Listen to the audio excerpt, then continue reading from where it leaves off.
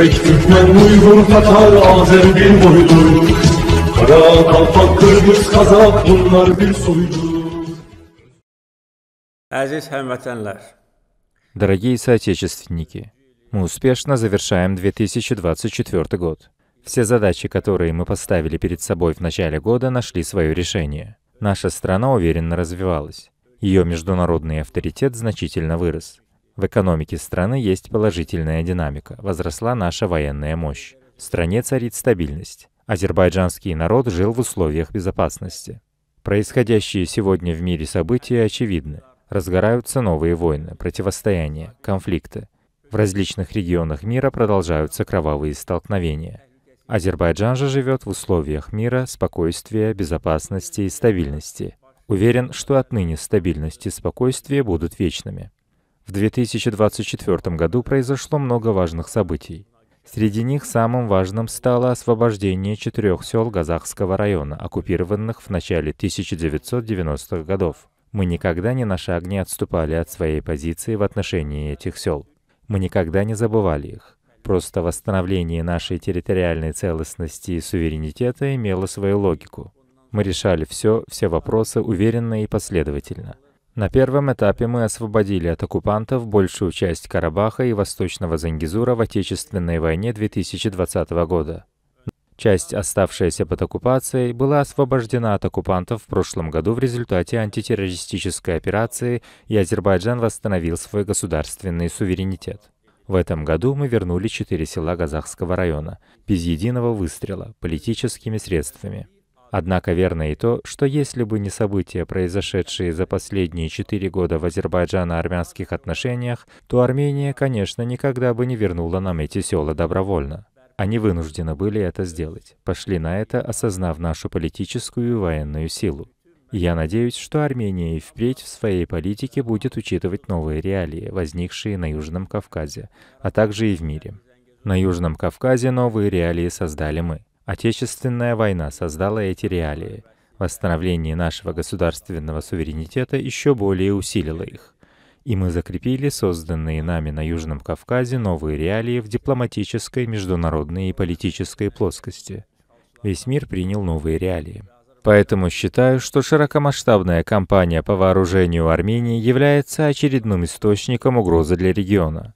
Если говорить о самом тревожном для нас моменте в этом году, то, безусловно, это вооружение Армении. Никакого логического объяснения этому нет. Армения в своей захватнической политике потерпела полный крах. Их военные поражения в 2020, а затем в 2023 году должны были указать им правильный путь. Мы стремились к этому и сегодня продолжаем наши усилия.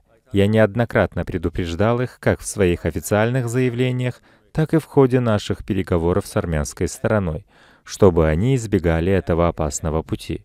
Подстрекающие их иностранные круги, зарубежные страны, которые и сегодня провоцируют их вновь напасть на Азербайджан, не будут стоять за ними. Они просто не смогут сделать этого.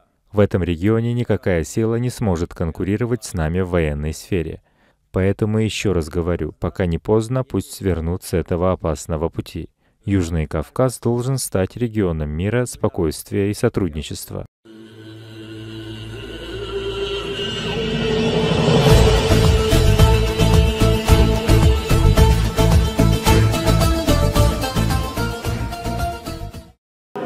Мен биринчиден бул ушу жаңы жыл алдында бир ушундай бир улуу иш чараны өткөрүп аткан Azerbaycan bir tuğandarыбызга, буга чейин türk tuğandarыбыздын жеринде өткөн, жалпы ушул bir türk элинин bir улуу катарында ушул bir ызат суй, урмат катары, ошонун ысмын көтөрүп, анын чыгармаларын дүйнөгө жайылтып аткан ушу боордош туугандарыбыз катары Azerbaycan eline, жалпы өкмөткө, мамлекетке жана ушул Türk Parlamenter Ассамблеясына өтө чоң ыраазычылык билдирем Кыргыз элинин атынан. Биз бул нерселерди, иш-чараларды биз көп уюштурушубуз керек. Себеби бүгүнкү күнү глобалдашуу маселеси келген учурларда ошо биздин Чыңгыз Айтматовдун дагы бир жакшы мурас сөзү бар болчу. Ал айткан: бизде Türk элдерин бириктирүү үчүн bir жаңы modeldi ойлоп табуунун кереги жок. Бизде мына Евросоюздун модели турат. Дал ушуну алып биз түрк элдери биригишибиз керек. Келечекте биз түрк мамлекеттерин биримдигин түзүп, дүйнөгө өзүбүздүн жалпы түрк маданиятты көтөрүшүбүз керек деген. Мына ушул мурасты аткарууда Türk Parlamenter Ассамблеясы, Türksoy уюму жана түрк маданияты түзүлгөн экен. Ушу жерде жетекчилер менен таанышып, мен абдан чоң кубанычтуу болуп атам. Биз ушул уюмдарды күчтөнтүп, ушул бир маданиятка кайрадан биз түйүндө баарыбыз Алтай үй бүлөсүнөн чыккан элдербиз.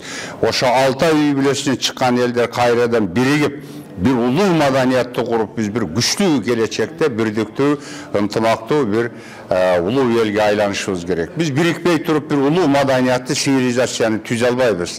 Биз улуу цивилизацияны түзөбүз десек, Европанын деңгээлиндеги цивилизацияны түзөбүз десек, биз ошондой биримдик керек. Ошон үчүн мен ушул иш-чараларды уюштуруп аткан жана şu Azerbaycan жерине чакырган Türk Parlamenter Ассамблеясына да бир жолу чоң ыраазычылык билдирем. Жана азыр абдан конференция жакшы өтүп атат. Мындан мен бир нерсени билгелеп кетсем, ушул Чыңгыз агабыз менен бирге жүргөн, бирге турган эки бир улуу инсан катышып атат. Бул ошо Азер элинин улуу жазуучусу Анар биздин агабыз арабызда отурат. Ал ушо Чыңгыз Айтматов менен кандай жүргөнү жөнүндө өзүнүн эскерүүлөрүн айтты. Андан баштап казактын улуу акыны Муктар Шаханов отурат. Мына ушулар Айтматов менен бирге жүргөн адамдар. Биз мына жаш акын жазуучулар көрүп калдык. Биз бирок мындай болуп жанында жүрүп, биз мындай сүйлөшүп, көп нерселерди сыралышкан эмеспиз. Мына ушул адамдардын сүйлөп атканы биз үчүн чоң эстелик. Жана биз абдан ушулар келип катышып атканда чоң ыраазычылык билдиребиз. Жана Азербайжан өкмөтүнө абдан чоң рахмат. Чоң рахмат. Бул орус аркылуу бизге кирген жаңы жыл майрамы бүт дүйнөдө майрамдалат. Ал эми бизде түрк элдери, Иран, байыркы Туран элдери бул Ноурус майрамы биз жаңы жыл деп эсептегенбиз. Эми бул жыл алмашат. Ушу жаңы жыл алдында мен жалпы ошо түрк элдерине, бардык дүйнөдөгү элдерге, анын ичинде жалпы түрк элдерине ынтымак, биримдик, анан бир улуу цивилизацияны түзүүгө бет алган жолго түшүшүн каалайт элем. В 1981 году в Москве в колонном зале Дома Союза Азербайджан проводил 840-летний юбилей Низами Гянджеви. Там было очень много приглашенных. И я был в качестве организатора, работал тогда заместителем Алиева Гайдара Алиевича. И неожиданно ко мне подошли работники, что пришел Чингиз Айтматов.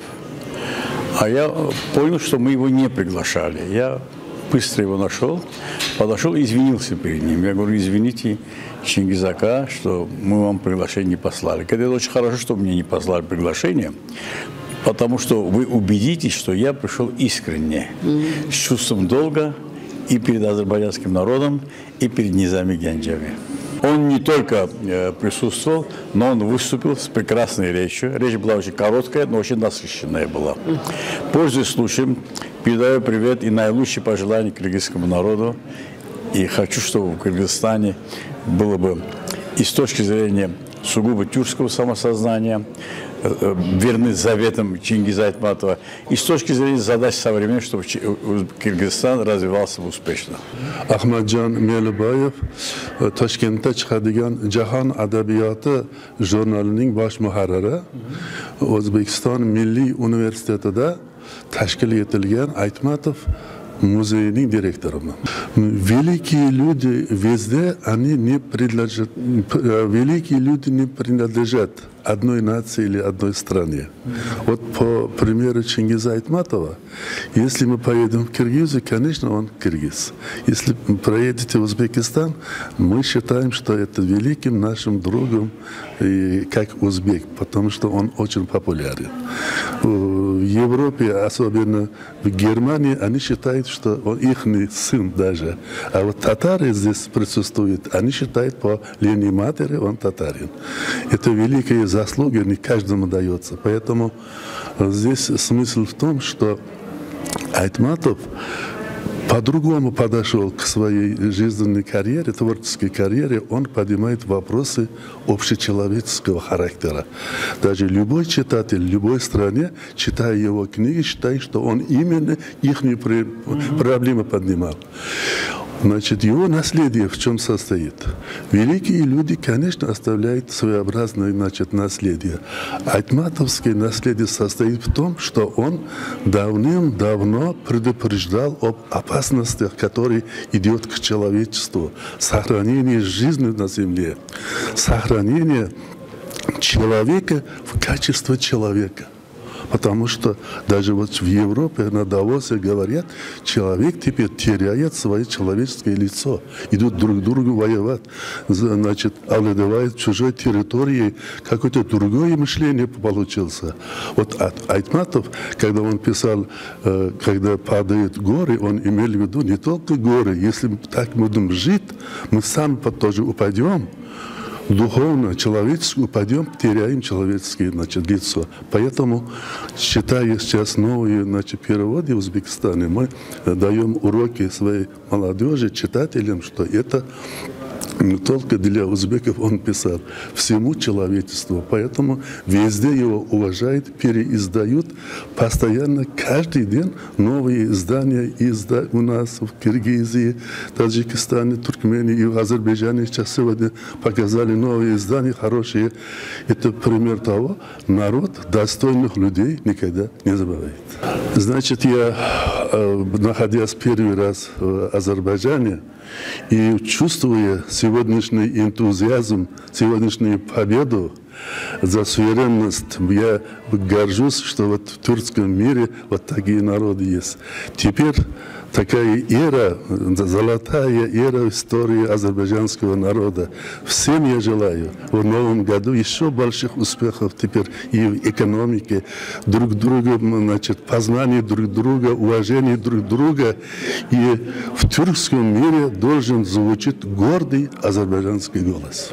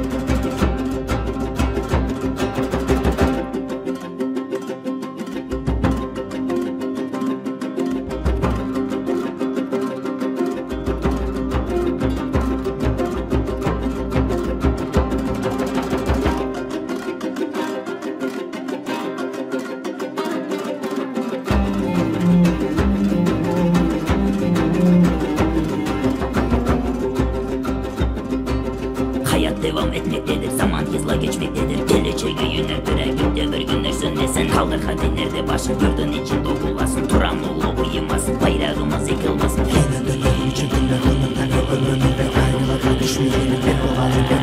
Kimdir size yesir yetti, hey edilen oğulları. Tekrar doğan cesur yigit kaynasın delip turuk kanı. Kaynasa eğer turuk kanı, karanlığın kalmaz canı. Altın güneş ışık saçar, nuru kaplar tüm cihanı. Kaynasa eğer turuk kanı, karanlığın kalmaz canı. Bütün dünya silkelenir, gün yüzünden parlarken yok.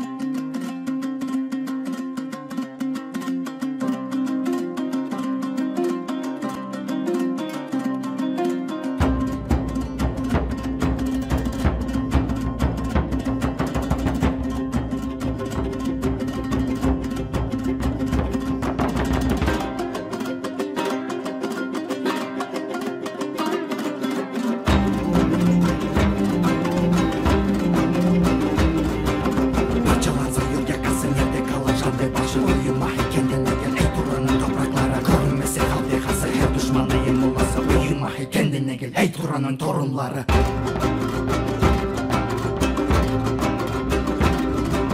Су әтештен яратылған бала тұран, бала тұран, құттары көпе заманы. Кара кече канатынан қалсын кетен кара болу, кетсін зұлман караңдығы. Сесін ерде көп бөлінің өнчіндейді оскарларын. Қалдыр ерде санчағымыз, далғалансын байрағымыз. Сіздеріне тақылмаз мен тұран, текrar тоқылмаз мен.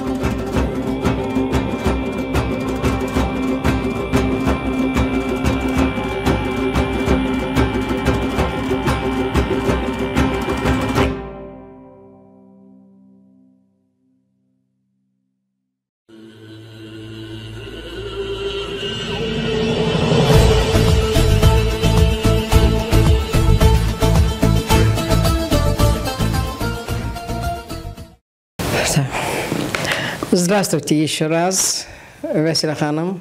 Мы сегодня, можно сказать, целый день были в кухне с вами, варили, парили, все стали свидетелями, как вы это национальное наше блюдо готовили. Скажите, пожалуйста, это ваша мечта, хобби, или это азербайджанское блюдо, чтобы вдали от родины, чтобы наши соотечественники видели, как в самом деле она готовится, или просто действительно хобби? Расскажите об этом, пожалуйста. Большим удовольствием, Хакима Ханом, добро пожаловать. Я очень рада видеть вас у нас в гостях.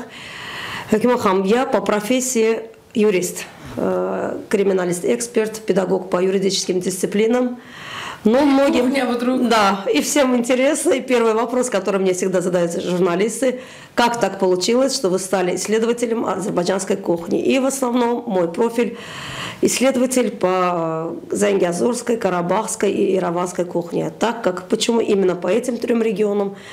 Потому что многие знают, что именно эти регионы основаны, из этих регионов исходит наша азербайджанская кухня. Это основоположное. Эти регионы основали как раз-таки основу азербайджанской кухни. И там имеется бесчисленное количество блюд. И поэтому, пока я была в отпуске, думала как раз-таки, как вот проявить эти азербайджанские блюда, чтобы они были известны не только в Азербайджане, так как у нас тоже многие не знают эти региональные блюда, но и также за пределами Азербайджана.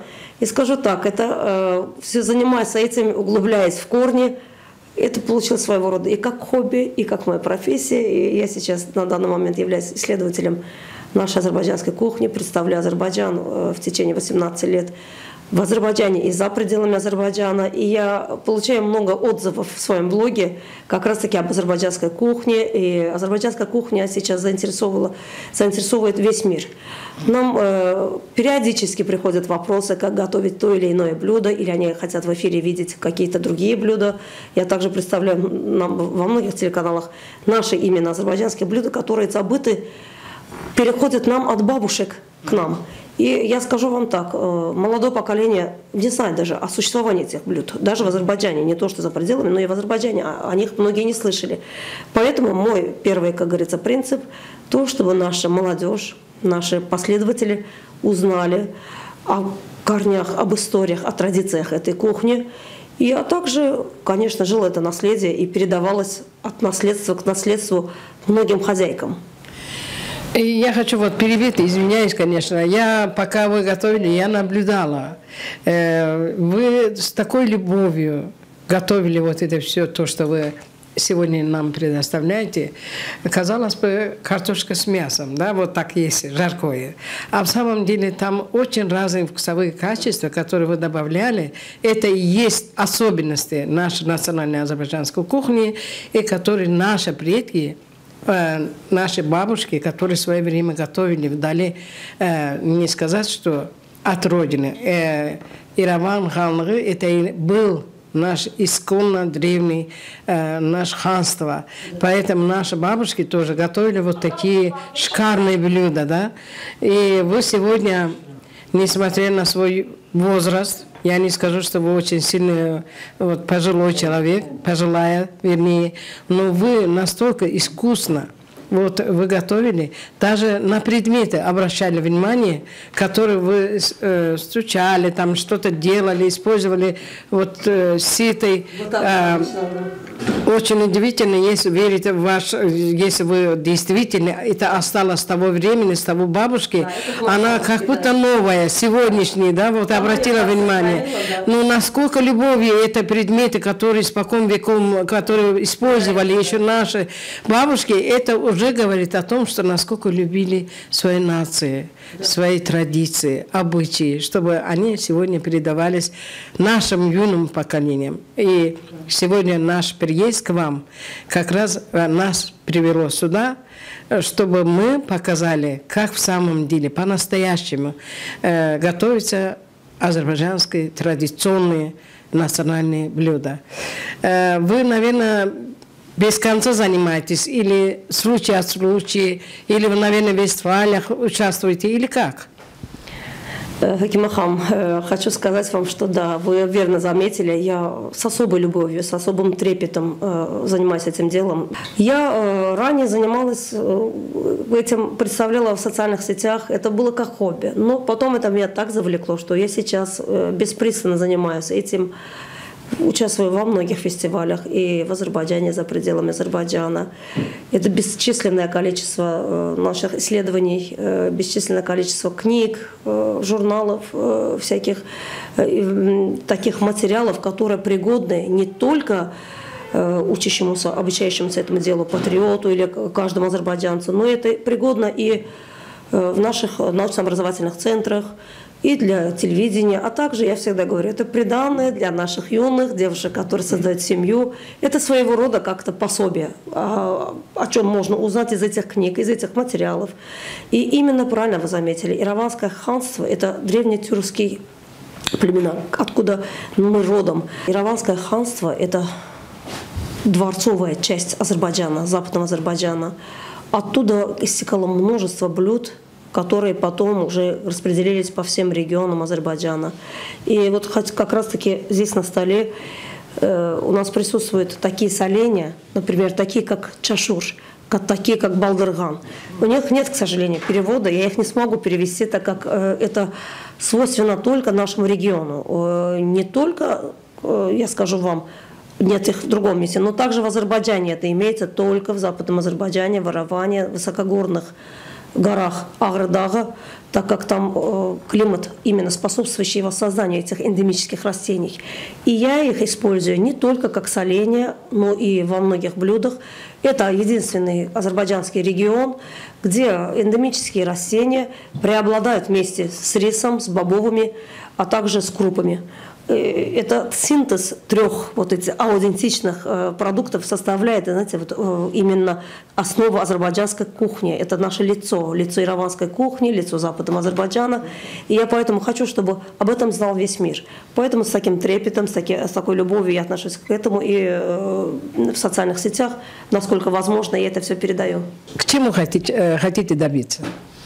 Это очень интересный вопрос, который до сих пор журналисты мне не задавали. Я скажу так. Это, наверное, у меня до конца моей жизни любовь именно вот к азербайджанской кухне, к ее воссозданию, к ее прогрессированию не пройдет. Но цель у меня такая. Цель дойти до Зенгиазура, цель, чтобы мирным путем вернуться в Западный Азербайджан, на исконные те территории, о которых мне рассказывал мой дед, о которых рассказывали наши прадеды, о которых рассказывала мне моя бабушка, прабабушки. Я хочу показывать это именно там и встречать вас, таких гостей наших, своих очень, как говорится, патриотичных гостей именно там, в своих исторических землях. И мне так кажется, что каждый азербайджанец к этому присоединится, это будет по душе каждому. И чтобы это наследие продолжалось до конца. Вот это мой как-то главный принцип, приоритет жизни.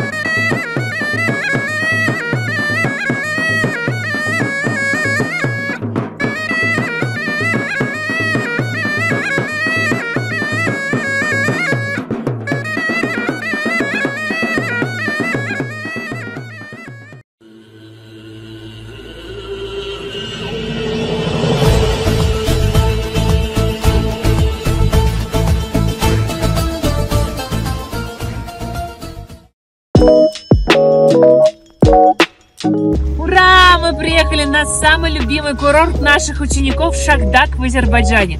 Мы сюда приезжаем уже 3-й год, а приезжаем именно потому, что посмотрите, какая здесь погода. Рассказываю про трассы, которые находятся на этом курорте.